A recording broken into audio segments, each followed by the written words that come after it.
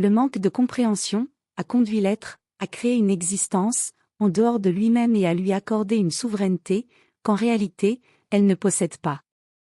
Ainsi, l'être s'est soumis et abaissé devant sa propre création. Sans la conscience, il n'existerait ni la plus petite, ni la plus grande partie de l'univers. L'être, en se manifestant, se trouve dans une conscience, unie à une fraction du cosmos. En concevant une fraction de l'univers, l'être concrétise et donne vie aux pierres. On peut définir la plus petite partie de l'univers comme la plus petite pierre ou particule, et la plus grande partie comme la plus grande pierre ou particule. Le christianisme, quant à lui, décrit pierre comme pierre, et bâti à partir de celle-ci. Chaque fraction, ou partie de l'univers, est formée par l'union d'autres fractions, ou parties. En chacune, la conscience se manifeste, proportionnellement à sa composition. C'est la conscience qui confère fonctionnalité à toutes les choses. Le mouvement, et par conséquent, le temps, sont déterminés par la conscience individuelle, en parfaite harmonie avec ce que l'on a convenu d'appeler conscience universelle. La conscience individuelle révèle l'apparence de chaque chose et fonde la notion d'individualité et d'être.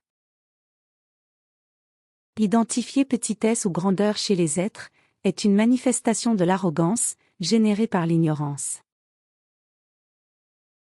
La particule et la conscience servent à un but. Tandis que la particule existe, pour donner forme à la matière, la conscience, même lorsqu'elle impulse la matière, demeure l'abri de l'être originel. La conscience ne perd pas son pouvoir, même lorsqu'elle se limite. L'être, qui s'identifie dans la matière, possède le pouvoir de se détacher de cet état. Tous les concepts n'existent que pour l'ancrer à la matière. Attribuer de l'importance au concept fonctionne comme un palliatif, une tentative de justifier une existence encore incomprise. Du point de vue de l'être originel, la création est un produit artificiel. L'être, en se manifestant en partie, utilise une conscience statique et de ce fait, expérimente l'existence comme un être également statique et temporaire. C'est l'être lui-même qui s'impose l'absurdité des croyances individuelles. On note que, même si la collectivité semble croire, il n'existe en réalité aucune croyance collective. Les croyances individuelles ne font que renforcer la créativité singulière qui fonde le concept indispensable de création collective. Le respect des croyances individuelles ne doit jamais empêcher l'être de les questionner. Des questionnements simples révèlent, en réponse, l'inefficacité des croyances dans ce que l'on peut appeler la trajectoire de l'être. Il est évident que la trajectoire de l'être est la recherche de celui qui est sans limite. Et il est évident que celui qui est sans limite est en essence l'être lui-même. Le fait d'être, intrinsèquement illimité, permet à l'être, même restreint dans la manifestation, de réaliser des faits qu'il considère grandioses, mais qui, en vérité, ne sont que des expressions de son pouvoir, limitées par les conventions. Ce qui a été fréquemment révélé, dans la tentative d'éveiller l'être, dans sa manifestation, est le chemin possible vers ce que l'on peut appeler la réintégration avec l'être originel.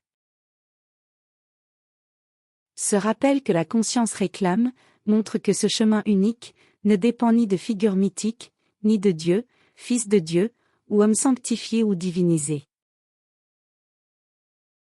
L'intelligence sabote les exposants, qui, à leur tour, influencent ceux qui exercent peu leur capacité cognitive.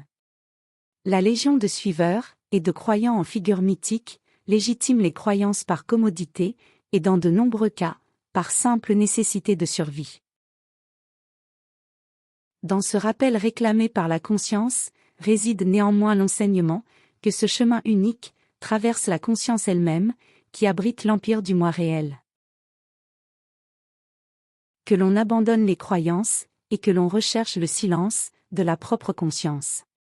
Ce n'est que dans la présence pleine, de la conscience inhérente à l'être, que se produit l'expansion, et la rupture des limites, révélant à l'être, la compréhension totale, propre à la plénitude du moi réel. Ce n'est qu'à travers la conscience, que l'on comprend, que seul ce qui est soluble, peut être dissous. Que seul le moi, a le pouvoir de dissoudre, le moi-même. Pour dissoudre le moi-même, il est nécessaire de dissoudre, ce qui soutient son existence.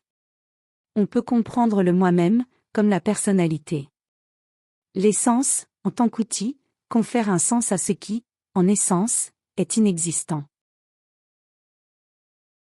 Il est écrit.